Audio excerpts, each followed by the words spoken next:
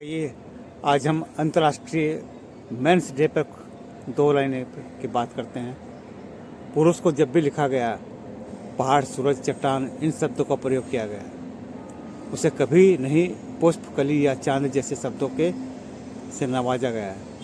यही दर्शाता है कि उनका जीवन कितना कठिन है। बचपन के बाद ही आ जाती है उसके कंधे पर जिम्मेदारियाँ। उसे सिखाया जाता है बचपन से कि वो रो नहीं सकता क्योंकि वो पुरुष है। जिम्मेदारियां निभाते निभाते वो जब थक जाता है तो चाहता है एक ऐसा साथी जिसके साथ वो समझदारी का मुखौटा हटा के जी सके।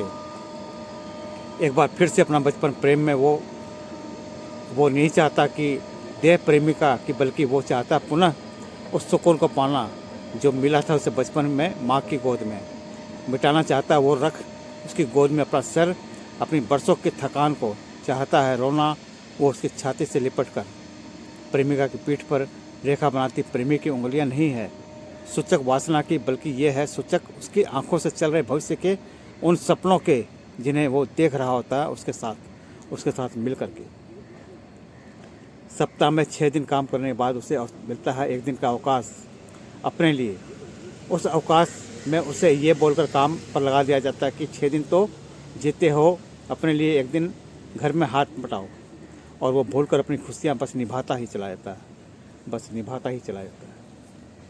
फिर जब उसे मिलता है प्रेम में छल या खो देता है वह वस्तु जो होती है उसके प्रिय, वो हो जाता है प्राण विहीन, जो सब्र तक एक अडिग पर्वत की भांति वो बह जाता है एक नदी की तरह। पुरुष का रोना किसी त्रासदी से कम नहीं। जो नहीं रोया अपना खिलौना टूटने पर, बहन की विदाई पर, नौकरी के लिए घर छोड़ने पर, वो रो देता उसके छोड़ जाने पर। स्त्री जल्दी टूट जाती है, जल्दी संभल जाती है। पुरुष जल्दी टूटता नहीं, और जब टूटता तो संभल नहीं जाता पाता। उसे हर जगह गलत ही समझा जाता है। कई बार जहाँ वह गलत नहीं होता वहाँ भी उसे दोषी माना जाता है, क्योंकि वह पुरुष है।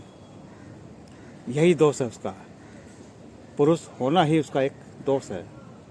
यदि पुरुष अपनी पुरुष निष्ठा से निभाए तो उसकी जिम्मेदारियाँ हमारी जिम्मेदारियों से कहीं बड़ी है। A tribute to men's international day. सभी पुरुषों को मेरी ओर से हार्दिक धन्यवाद।